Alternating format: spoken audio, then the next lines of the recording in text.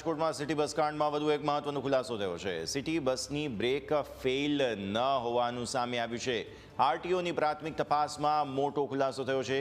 City બસમાં કોઈ જ ખામી ન હોવાનો રિપોર્ટમાં ખુલાસો થયો છે, કારણ કે ગઈકાલે કંડક્ટરે એવું નિવેદન આપ્યું હતું કે બસની બ્રેક ફેલ થઈ ગઈ હતી, પરંતુ હવે વિગતો સામે આવી રહી છે આરટીઓની તપાસમાં કે બ્રેક ફેલ થઈ ન હતી। મહાનગરપાલિકાએ બસ ખરીદી તેને હજુ તો 19 મહિનાનો જ સમય થયો છે, એટલા માટે આ શક્ય નથી। બસનો વીમો પણ અત્યારે ચાલુ હતો, કોઈ પણ જાતની ખામી ન હતી તેવો ખુલાસો થયો છે। એફએસએલ રિપોર્ટમાં હજુ પણ મોટા ખુલાસા થાય તેવી શક્યતા સેવાઈ રહી છે।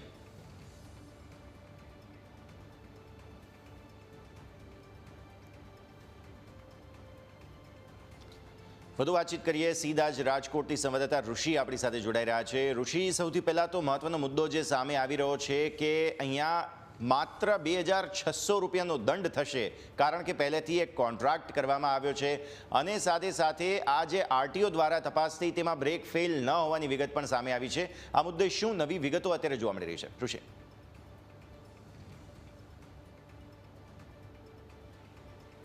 આરટીઓ દ્વારા જે તપાસ થઈ તેમાં બ્રેક ફેલ ન હોવાનું સ્પષ્ટ સામે આવ્યું છે અને પોલીસને તેને સર્ટિફિકેટ પણ આપી દીધું છે। સાથે વાત કરવામાં આવે આ બસની, તો બસના તમને હું દ્રશ્ય બતાવીશ। અત્યારે પોલીસ સ્ટેશન ખાતે આ બસને ગઈકાલના લાવવામાં આવ્યા છે અને આ બસ 19 મહિના પહેલા જ આરએમસી દ્વારા ખરીદવામાં આવી હતી, એટલે કે પીએમઆઈ એજન્સી મારફત ખરીદવામાં આવી હતી।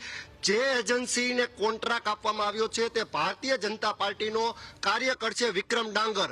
વિક્રમ ડાંગરને ભારતીય જનતા પાર્ટીના જે દિગ્ગજ નેતા અને ધારાસભ્યોનું પીઠબળ છે, જેને કારણે આ વિક્રમ ડાંગર વર્ષોથી આ મહાનગરપાલિકામાં પગ પેસારો કરીને બેઠો છે અને વિક્રમ ડાંગર સતત ને સતત આ કોન્ટ્રાક્ટ મેળવી રહ્યો છે અને તેની નાગરદાઈ સામે આવી રહી છે। હાલ તો અત્યારે મહાનગરપાલિકા વિક્રમ ડાંગર ઉપર પગલાં લેશે કે કેમ, રાજકોટ શહેર પોલીસ વિક્રમ ડાંગરની સામે એક્શન લેશે કે કેમ તે જોવું રહેશે। ત્યારે હાલ અત્યારે ડ્રાઈવર ઉપર સાપરાધ મનુષ્ય વધનો ગુનો દાખલ કરવામાં આવ્યો છે અને જે ટોળાએ પોલીસ ઉપર હુમલો કર્યો હતો અને ડ્રાઈવરને માર મારવામાં આવ્યો હતો તેમાંથી પણ 3 લોકોની અત્યારે અટક કરવામાં આવી છે। હાલ તો જે કોન્ટ્રાક્ટ છે તે કોન્ટ્રાક્ટ મુજબ 1 કિલોમીટર દીઠ આરએમસી આ એજન્સીને 50 રૂપિયા જેવી રકમ ચૂકવતી હતી અને હાલ કોન્ટ્રાક્ટમાં જે સામે આવ્યું છે એટલે કે 2000 જેટલો દંડ માત્ર કોન્ટ્રાક્ટ મુજબ થવાનો છે। જી ઋષિ, આ ખરેખર ચોંકાવનારી બાબત છે, કારણ કે આ કોન્ટ્રાક્ટ થયો કઈ રીતે, પહેલાં તો એ સવાલ બને, અને આવા પ્રકારની કોઈ બાંહેધરી આપવી એ પણ સરકારી સંસ્થાએ એ ખૂબ જ મોટો સવાલ બને છે।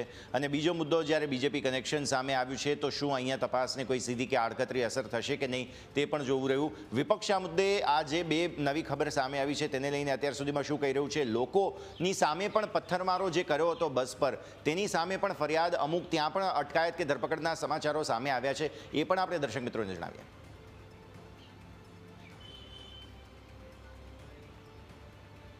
હાલ ભારતીય જનતા પાર્ટીનું કનેક્શન નીકળ્યું છે આ બસ અકસ્માતમાં, એટલે કે જે આ કાર્યકર છે વિક્રમ ડાંગર તે ભાજપનો કાર્યકર નીકળ્યો છે અને જે પ્રકારે જે ઘટનાની વાત હું કરવા તમને માંગુ તો ગઈકાલે 9:30 વાગ્યાની આસપાસ આ ઘટના બની હતી અને એમાં 4 લોકોના કરુણ મૃત્યુ થયા હતા। પરંતુ વર્ષોથી આ રાજકોટ મહાનગરપાલિકામાં પીએમઆઈ એજન્સીનો જે પેટા કોન્ટ્રાક્ટ જે રાખી રહ્યો છે તે વિક્રમ ડાંગરને ભારતીય જનતા પાર્ટીના દિગ્ગજ નેતાઓ અને એક ધારાસભ્ય તેને છાવરશે કે કેમ તે પણ સૌથી મોટો સવાલ સામે આવી રહ્યો છે। હાલ તો અત્યારે એવી પણ ચર્ચા સામે આવી રહી છે કે ગઈકાલથી જ પીએમઆઈ એજન્સી મારફત અને વિક્રમ ડાંગર મારફત પોલીસમાં પણ લોબિંગ શરૂ કરી દીધું છે કે કોઈ પણ ભોગે વિક્રમ ડાંગર ઉપર ગુનો દાખલ ન થાય।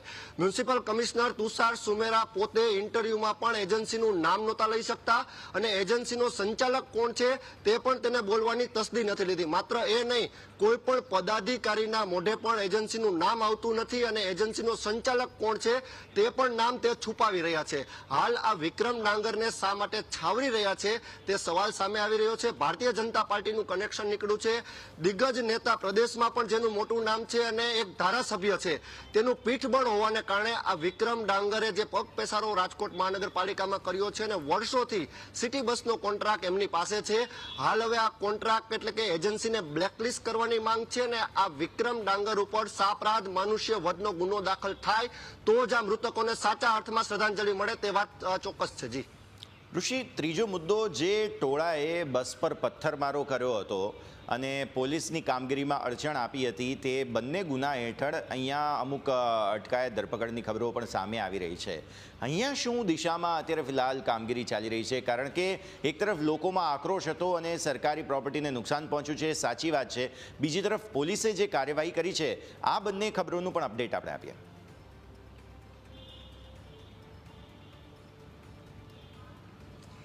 જે ગઈકાલે સવારે ઘટના બની હતી, અકસ્માત બાદ લોકોનો આક્રોશ ચરમસીમાએ હતો. લોકોએ બસમાં ઘૂસીને ડ્રાઈવરને માર્યો હતો અને ડ્રાઈવરને નીચે લાવીને પણ ઢોરમાર મારવામાં આવ્યો હતો.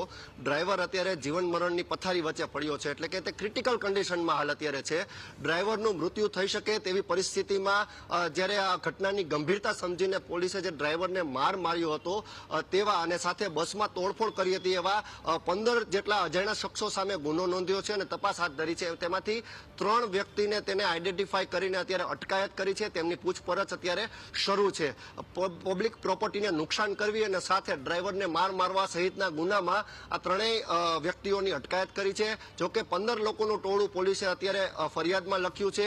તપાસમાં કોઈ વધુ ખુલશે તો વધુના નામ પણ અહીં શક્યતા છે કે જે સામે આવે. પરંતુ જો ડ્રાઈવર મૃત્યુ પામે તો હત્યાનો ગુનો પણ આ તમામ જે અજાણ્યા વ્યક્તિઓ છે તેની ઉપર લાગી શકે છે. લોકોનો આક્રોશ હતો, પરંતુ તેને કાયદો હાથમાં લીધો છે, માટે તેના ઉપર આ કાર્યવાહી કરવામાં આવી રહી છે. જી બિલકુલ ઋષિ, ખૂબ ખૂબ આભાર આપનો અમારા સાથે જોડાવા માટે થઈને. તો રાજકોટનો આ સમગ્ર જે ચકચારી અકસ્માતનો કિસ્સો હતો, તેમાં અત્યાર સુધીમાં મહત્વના અપડેટ સામે આવી રહ્યા છે. એક તરફ જે કોન્ટ્રાક્ટર છે આ સમગ્ર, તે કોન્ટ્રાક્ટરનું બીજેપી કનેક્શન સામે આવ્યું છે. બીજી તરફ આ જે બસ એજન્સી છે તેને આ અકસ્માત માટે માત્ર 2600 રૂપિયાનો દંડ થશે. અને ત્રીજી ખબર એ કે જે બસમાં તોડફોડ કરાઈ તથા પોલીસની કામગીરીમાં અડચણ કરવામાં આવી, તેને લઈને અત્યારે પોલીસે ફરિયાદ નોંધી છે અને 3 લોકોની અટકાયત કરી છે.